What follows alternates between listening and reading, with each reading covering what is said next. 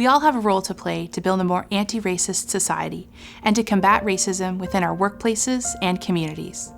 As a white ally, I advocate for and work alongside Black, Indigenous, and racialized communities. Allies understand the difference between speaking up for Black, Indigenous, and racialized workers rather than speaking for them. Education is the starting point to understanding what racism really is. Anyone who truly wants to understand racism and is truly interested in trying to eradicate racism in our society, be open to being educated. Be open to looking at your own biases, your own prejudices, because we all have them. I think in order to alleviate any form of isolation of any employee worker, meet people where they are.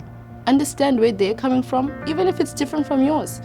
And when it is different, learn each other's backgrounds. People are afraid. People don't feel like have enough information. They don't know if they're going to say the right words. They don't know if they're going to offend someone, going to hurt their feelings.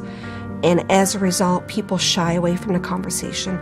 They're afraid that they're going to look bad. They're afraid that they're going to be ashamed. And as a result, people don't say anything. So the conversation don't happen. But we have to be okay with taking a chance. And if we say something wrong, then we can always go back and say, we're sorry. I didn't intend for it to be that way. And ask for guidance on how to do it better. And then we have to do better. We're all responsible for unlearning the ways of racism, for unlearning the ways of colonialism, things that were instilled in us before we truly knew better. Indifference is the same as agreeing. When you are quiet, you perpetuate the issue. And then we have, more and more people doing things that they don't even realize sometimes are racist. White allies benefit from privilege. Privilege doesn't necessarily mean you've always had it easy, or that you haven't had to work hard. It means there are some struggles you will not experience or even have to worry about simply because of who you are. Being an ally is about recognizing your privilege, then using it in solidarity with Black, Indigenous, and racialized people to challenge the status quo. Being an ally involves consciously, consistently, and intentionally unlearning racism. It's about educating yourself and not expecting Black, Indigenous, and racialized people to educate you on racism.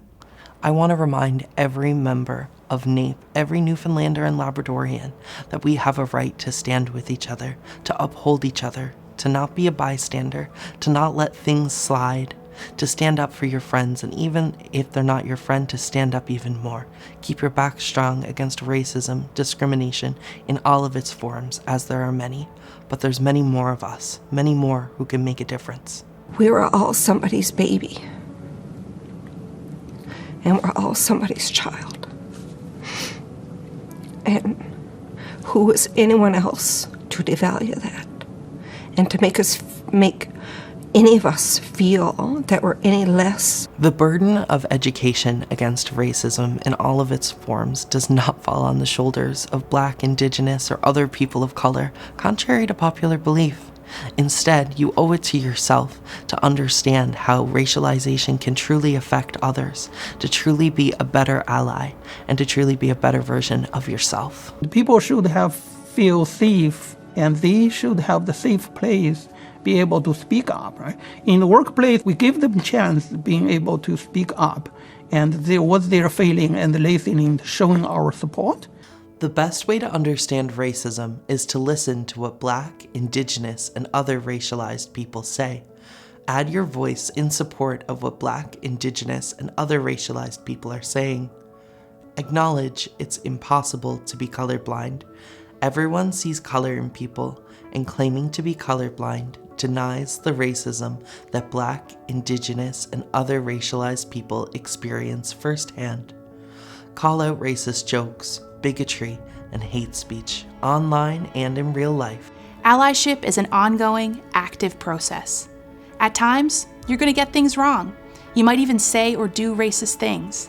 Remember, it's not about your intent, it's about your impact. So if someone points out what you said or did was racist, listen, apologize, commit to learning and changing your behavior, and move forward. In the labor movement, we say solidarity is a verb. It's an ongoing action. Being an ally is the same. The work of building a more anti-racist world is never finished. Allies could be anyone at any time. I'm an Indigenous person, but I'm an ally to the Black community. I'm an ally to people of color. Stand up for Black, Indigenous, and other racialized people who are being harassed and intervene if it is safe to do so. If it is not safe to intervene, report it. Find out how the organizations you're affiliated with, such as workplaces, schools, and places of worship, etc., are working to address racism and increase opportunities for Black, Indigenous, and other racialized people. Include Black, Indigenous, and other racialized people at work in union activities and in other aspects of life. Vote for Black, Indigenous, and other racialized people. Support businesses owned by Black, Indigenous, and other racialized people. Newfoundland and Labrador's provincial human rights legislation protects the right to equality and prohibits discrimination based on race, color, nationality, ethnic origin, religious creed, or religion. Canada's Charter of Rights and Freedoms also provides for the right to equality and prohibits discrimination based on race, ethnicity, and religion. As well, Canada has federal laws around hate speech. As the president of our union, I am proud to be part of a national labour movement that is committed to anti-racism work in our province and our country. Our movement has a long and proud history of pushing for racial justice and fighting against racism. While we have accomplished a lot by working together, there is still more work to be done, and I am deeply committed to doing that work within our union.